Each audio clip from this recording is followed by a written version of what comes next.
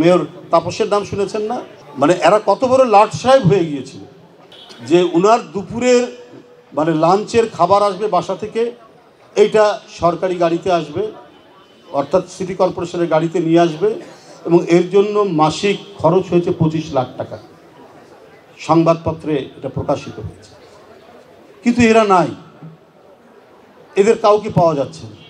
শেখ হাসিনা তার বোনকে নিয়ে চলে গেছেন, শেখ পরিবারের কেউ নাই, অর্থাৎ ওরা আগেই জানতো। তাদের নেতা কর্মী যাদেরকে দিয়ে তারা অনেককে হত্যা করিয়েছে, যারা গণতন্ত্রকামী মানুষের মিছিলে যারা গুলি করেছে, তাদের দিকে কিন্তু শেখ হাসিনা তাকায়নি। তাদেরকে ফেলে রেখে পালিয়ে গেলেন শেখ হাসিনা, পালিয়ে গেলেন হচ্ছে তার বোন আর তার শেখ পরিবারের তাপস থেকে শুরু করে সবাই। এই হচ্ছে শেখ হাসিনার বৈশিষ্ট্য, এই হচ্ছে তার চরিত্র। কি ভয়ঙ্কর রূপ এই 15 বছর গেছে, আপনারা নিজেরাই তার সাক্ষী। তা ইতিমধ্যে আপনারা বড় হয়েছেন, আপনারা স্কুল কলেজ পার হয়ে বিশ্ববিদ্যালয়ে আপনারা ভর্তি হয়েছেন।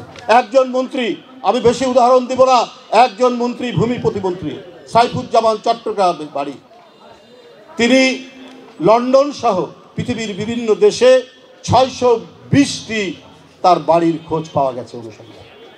তাহলে কি পরিমাণ টাকা লুট করেছেন, কি পরিমাণ টাকা পাচার করেছেন।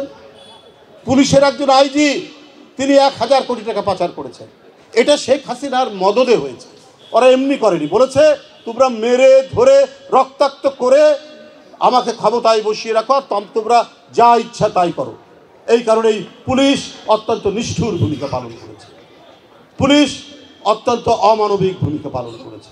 বন্ধুরা আমার, এই হলো আপনার পরিস্থিতি। নগদের সর্বোচ্চ বার 167 টাকা রিচার্জে পাবেন 1 লাখ টাকা পুরস্কার, আরও আছে প্রতি সপ্তাহে পুরস্কার ও ক্যাশব্যাক। বন্ধুরা আমার, এই রাজশাহী বিশ্ববিদ্যালয় আমরা যখন ঢুকছি জানছি তখন 75-এর 7ই নভেম্বর হয়ে গেছে। আমরা যখন ম্যাট্রিক পরীক্ষা দিচ্ছি সেই সময় 7ই নভেম্বরের ঘটনা, কিন্তু এটা তাৎপর্য আমরা বুঝতে পেরেছি পরে। আমাদের শিক্ষকদের কাছে, আমাদের বড় ভাইদের কাছে আমরা জানতে পেরেছি তাৎপর্যটা কি। বন্ধুরা আমার, 7ই নভেম্বর হচ্ছে সেই দিন যেদিন আমাদের স্বাধীনতা পূর্ণতা লাভ করেছে। আমরা ভৌগোলিক স্বাধীনতা পেয়েছি 71 সালে, কিন্তু 71 সালে ভৌগোলিক স্বাধীনতা পেলেও নাগরিক স্বাধীনতা ছিল না, কথা বলার স্বাধীনতা ছিল না। এবং এই না থাকার মধ্যে আবারও হাতে কুড়াল নিয়ে সাবেক যে প্রধানমন্ত্রী তার পিতা, তিনি সম্পূর্ণভাবে গণতন্ত্রের বৃক্ষকে কেটে টুকরো টুকরো করে এক দল গঠন করলেন, তার নাম হলো বাকশাল। বন্ধুরা আমার, সেই বাকশালের বৃক্ষ উপড়ে দিয়ে সেদিন ক্যান্টনমেন্ট থেকে সিপাহী আর বাড়ি বাড়ি থেকে জনতা একত্রিত হয়ে তারা রাস্তায় নেমে পড়ল।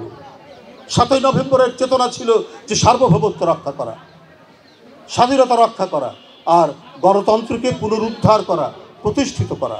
ওই যে সম্মিলিত স্রোত, সম্মিলিত শক্তি কেন এসেছিল যে এই দেশটাকে পরাধীন রাখতে চায় কোনো পরাশক্তি, এই দেশটির উপর মাতব্বরি করতে চায় কোনো শক্তি, এই দেশটিকে তারা পরাধীন রাখতে চায় কোনো শক্তি।